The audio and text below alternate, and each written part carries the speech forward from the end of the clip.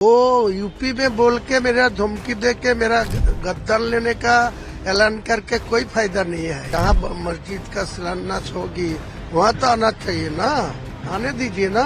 क्या हिम्मत है तो मुर्शिदाबाद आके मेरा गद्दन काट के दिखाइए। पश्चिम बंगाल में सत्तारूढ़ तृणमूल कांग्रेस के विधायक हुमायूं कबीर ने मंगलवार को ये कहकर सियासी पारा चढ़ा दिया कि वो 6 दिसंबर को मुर्शिदाबाद जिले में बाबरी मस्जिद से मिलती जुलती मस्जिद की नींव रखेंगे और चेतावनी देते हुए कहा कि अगर उन्हें रोका गया तो उस दिन राष्ट्रीय राजमार्ग 34 पर मुस्लिमों का नियंत्रण होगा।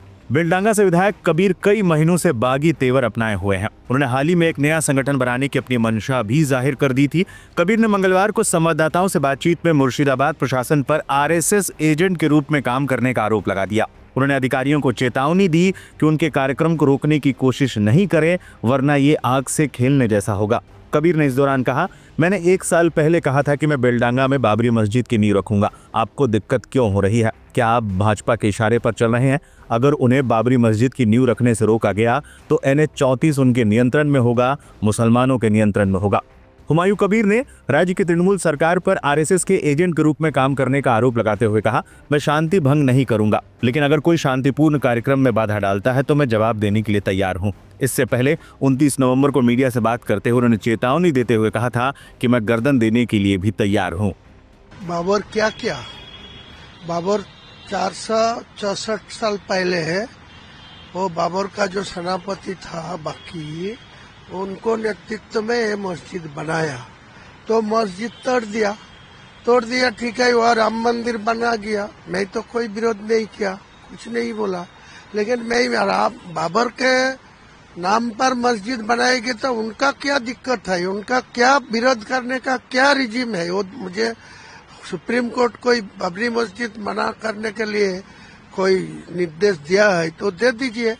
कोई अमित शाह जी, कोई होम डिपार्टमेंट से कोई जियो है जो कोई बाबरी मस्जिद में नाम करके कोई मस्जिद नहीं बना सकते इंडिया में, कहाँ?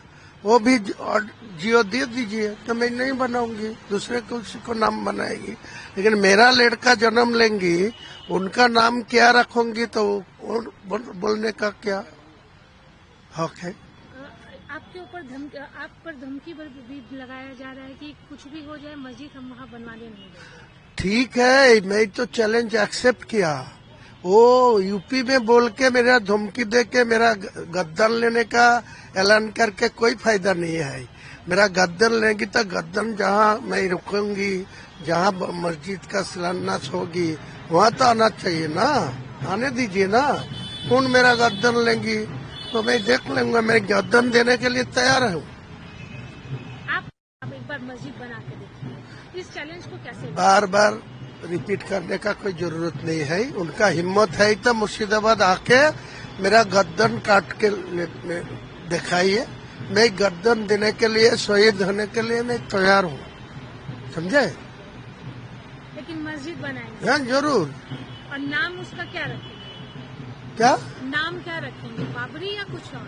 बोला तो बार बार क्या बोला? बाबरी मस्जिद बनाएगी। बाबरी मस्जिद बनाने का उनका विरोध करने का क्या रिजीम है? किसी लिए बाबरी मस्जिद नहीं होना चाहिए। मेरा को तो गवर्नमेंट ऑफ इंडिया का कोई जियो है, निषेधाज्ञ है, सुप्रीम कोर्ट का जो जजमेंट दिया उसी टाइम कोई जजमेंट में मना करा तो सब देखा ही है ना, नहीं करूँगा।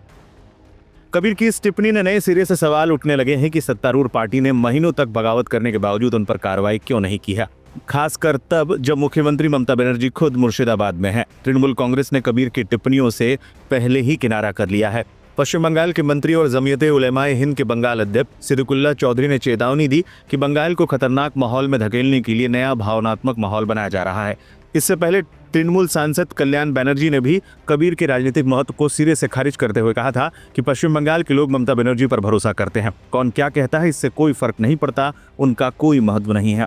तृणमूल ने बार बार कहा है कि कबीर व्यक्तिगत स्तर पर काम कर रहे हैं। टीएमसी नेता निर्मल घोष ने पहले ही कहा था कि तृणमूल कबीर के संपर्क में नहीं है और उनके कार्यों का समर्थन नहीं करती। नहीं, उसका अपने वक्तव्य है, लेकिन पार्टी इसको सहमत नहीं है। पार्टी से कोई संपर्क नहीं है उनसे। उन्होंने क्या आप लोगों को भी नहीं, सवाल ही नहीं आता है। It's gone beyond the limit. वो पार्टी के साथ में वो होते तो पार्टी अपने बात करेंगे, वो इंडिविजुअली कोई बात नहीं होता है। नहीं, निजी बदी करे तो एक बार लड़के देखे। ये जो जनता है, लाखों जनता ममता के साथ है, चाहे हिंदू हो, चाहे मुसलमान हो, सिख हो, ईसाई हो, चाहे वो किसी जाति का हो, सब ममता के साथ में। वो कुछ नहीं कर पाए तो किसी के भड़काव में कर रहा है। इससे हमारे पार्टी का कोई लेन देन नहीं है, तृणमूल कांग्रेस का कुछ लेने देने नहीं है उसमें। निर्मल घोष के बयान पर भी हुमायूं कबीर ने प्रतिक्रिया दी थी।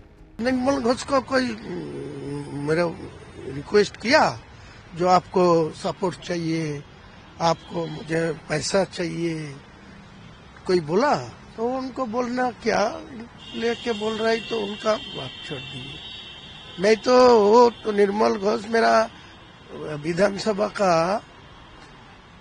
डिप्यूटी है, उनका मेरा दलों का उनका परमिशन लेके विधानसभा में बातचीत करने का हक मिलता है।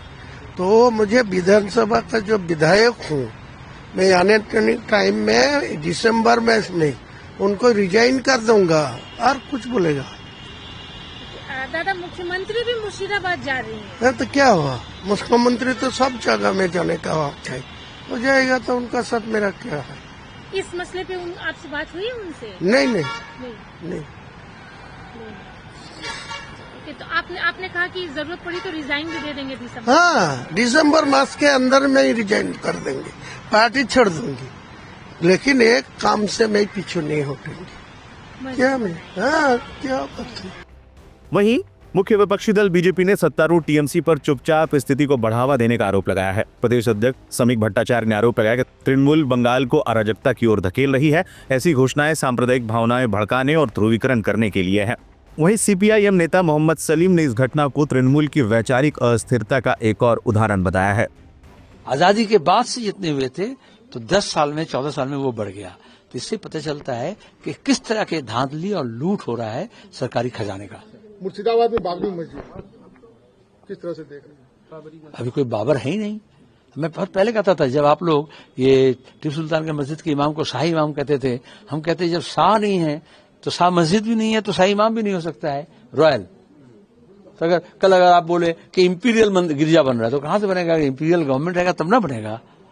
तो ये सब चुनाव जितना आते रहेगा, ये मंदिर मस्जिद की राजनीति उतना बढ़ता रहेगा।